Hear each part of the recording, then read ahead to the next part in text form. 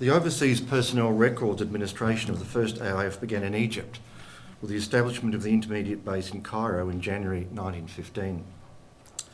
First AIF records were also kept at the Australian Section 3rd Echelon MEF at Alexandria. These organisations came to play an important role in keeping the Australian public informed of their family members on active service, and so also in maintaining support for the war and voluntary enlistment. In May 1916, most of the staff of the AIF intermediate base, including the records unit, were transferred to first AIF headquarters in Horseferry Road, London. AIF records staff in Egypt totaled 130 at the beginning of 1916. By December 1918, the record staff at Horseferry Road had reached 975. Yet despite the growth over the course of the war of records administration, it was neither self-evident nor inevitable that AIF would have its own record-keeping organisation. A former Australian senior officer commented in 1924 that at the outset we thought that, as in Africa, administration would fall almost entirely on the British machinery.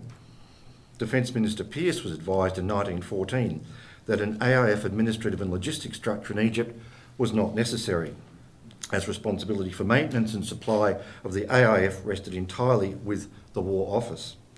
Pearce, nevertheless, directed the creation of the Australian Intermediate Base Cairo in January 1915 as an intermediate organisation to conduct routine correspondence with the Department of Defence in Australia and the High Commissioner's Office, coordinate questions of pay and equipment for the AIF, and maintain AIF personnel records. Forward arrow. Space bar. Thank you. There we are. George Foster Pearce, here he is, Minister for Defence. However, the existence of an independent first AIF records unit was, in the early days, somewhat precarious. The Commandant of the intermediate base, Victor Sellheim, reported to C.W. Bean after the war that one officer of high rank, freshly arrived from Australia, gravely informed me that he considered the base unnecessary. Sellheim also reported a number of attempts by British authorities in Egypt to merge the base into the structure of the Mediterranean Expeditionary Force. This brings me to the first question I propose today: the significance of first AIF personnel record organisation.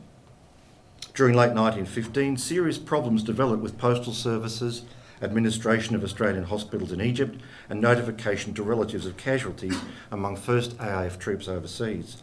These matters were aired in Parliament, but Pearce repeatedly maintained the position that AIF administration was the responsibility of the British authorities. That is, until circumstances in late 1915 forced his intervention to strengthen the AIF records administration at the intermediate base in Cairo. It was in response to growing public concern about the failure to notify casualties that Pearce issued instructions for organising a new Central Inquiry Bureau at the intermediate base on the 14th of November 1915, with the aim of improving the flow of information about Australian casualties. This reluctant intervention of the Australian government in the personnel records administration at the base very nearly came to naught. For the British authorities, at the instigation of Major General Ellison, Deputy Inspector General of Communications with the MEF, had in late October 1915 proposed to abolish the Records and Inquiry subsection at the base and incorporate it in third echelon of the Mediterranean Expeditionary Force. Their reasoning was that there was no need for records to be kept at the base when there was already an AIF records office in Melbourne.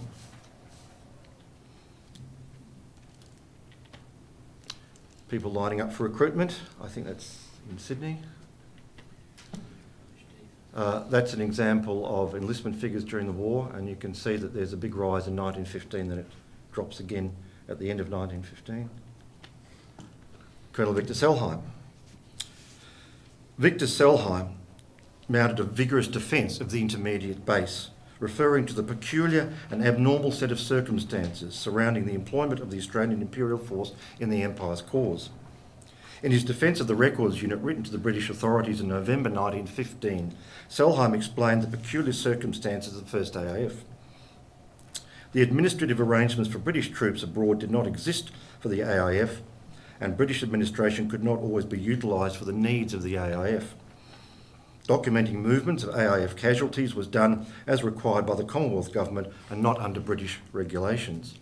Voluminous routine correspondence with the Australian Government and the High Commissioner in London was via the intermediate base and was of no interest to the Imperial Army. Sellheim's main concern was, of course, that he had just been instructed by the Australian Government to organise a Central Inquiry Bureau under my control for the purpose of dealing with certain special information which they desired to be forwarded to them daily. This step has been decided upon at the insistent demand of the Australian public to get accurate and speedy information regarding casualties in much greater detail than is given by the British services. I feel sure they, the Australian Government, will demur if any other arrangement is made, and am personally of the opinion anything else would be inadvisable. So what was the imperative for an Australian-controlled personnel records organisation? I would argue that a main factor was the fact that Australian forces throughout the war were volunteers. This necessitated the maintenance of public support for the war. Also was the fact that Australian troops were fighting not just across the English Channel, as in the case of British troops, but in a very distant theatre of war.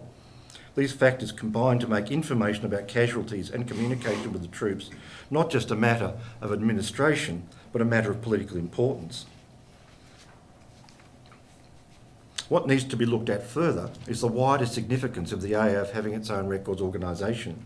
Was a separate AIF records organisation purely a matter of practicality, as it certainly was, from the necessity of a structure to provide current and detailed information on a force deployed far from home? To what extent was it also a political necessity?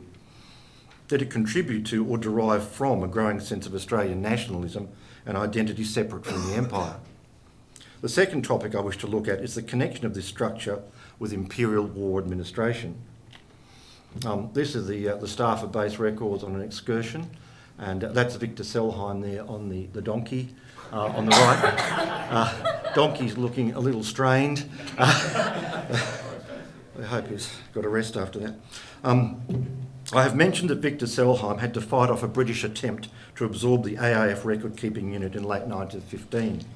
Sellheim, writing to C.W. Bean in 1923, stated that one of his chief difficulties was interference from other British organisations who, not understanding the extraordinary unique status of the base and its essential necessity for independence, were anxious to absorb it. British organisations were constantly changing in Egypt, and one of the first things the commanders of each did on arrival was to give me orders and make preliminary arrangements to absorb the base into his own organisation. Sellheim had prepared a statement he called his tract, which he fired into the incoming commander of any newly arriving organisation before he could get his tentacles ready to seize upon me.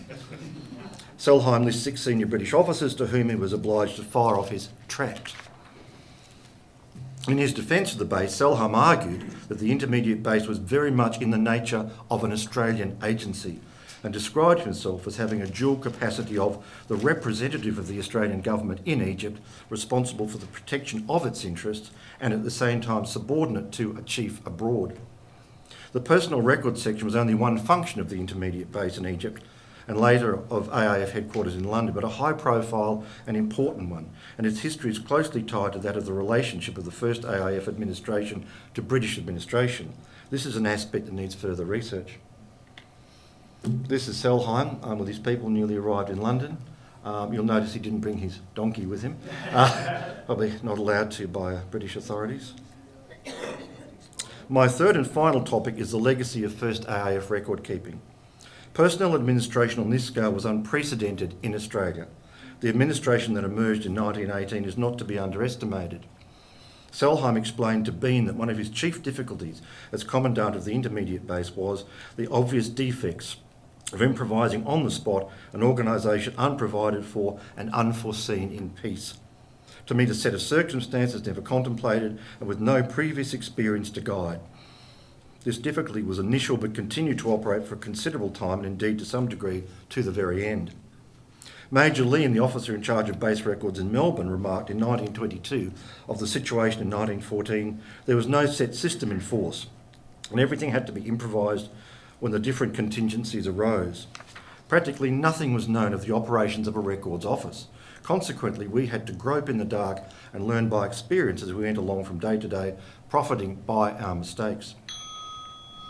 In his report upon handing over command of the base records in 1922, Lean concluded that it would be bad policy to leave the organisation of the military records unit until war was upon us, as was in the case of 1914, and suggested retaining a base records office to function for the whole of the military forces, so that an efficient, smooth working machine shall immediately take up the running should the need arise again. The file containing Lean's handover report also contains detailed recommendations, not by Lean, in a 1925 document for the organisation and administration of records for a future expeditionary force. This includes the suggestion that district records officers would replace the central base records in Australia. So my questions are, did the AIF record keeping of the First World War leave a legacy in the creation and maintenance of second AIF personnel files or on military personnel records between the wars? Were any aspects of first AIF record keeping adopted outside the military and the Australian government administration after the war, whether by direct borrowing or the influence of former AIF administrative staff employed in the public service? Thank you. Thank you. Austria Road.